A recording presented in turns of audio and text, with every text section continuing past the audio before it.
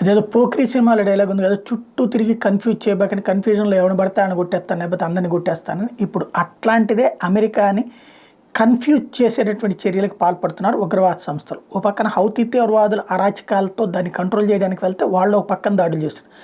దాన్ని కట్టడి చేసేలోపు ఇక్కడ ఇరాక్ నుంచి కొన్ని తీవ్రవాద సంస్థలు సిరియాలో ఉన్నటువంటి అమెరికా స్థావరాల మీద, జోర్డాన్లో ఉన్నటువంటి అమెరికా స్థావరాల మీద దాడి చేస్తున్నారు. అట్లాగే ఇప్పుడు సరికొత్తదైనటువంటి దాడికి సంబంధించినటువంటి ఉదంతం సంచలనం సృష్టిస్తోంది.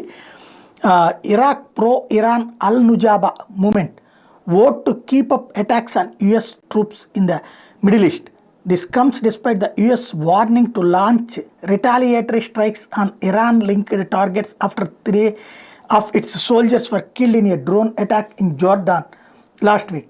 The Al-Nujaba movement forms part of the Islamic resistance in Iraq.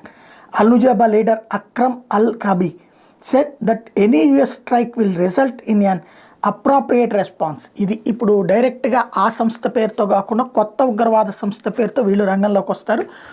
ఈ అల్ నుజాబా అనేటువంటి సంస్థ, వీళ్ళు ఏంటంటే హమాస్ తీవ్రవాదులు లేకపోతే ఏదైతే ఇస్లామిక్ రెసిస్టెన్స్ ఫోర్స్ వాళ్ళు దాడి చేయగానే వాళ్ళ మీద దాడి చేస్తే వాళ్ళ తరపున వీళ్ళు వచ్చి అమెరికన్ సైన్యం మీద దాడులు చేస్తామని హెచ్చరిస్తున్నారు.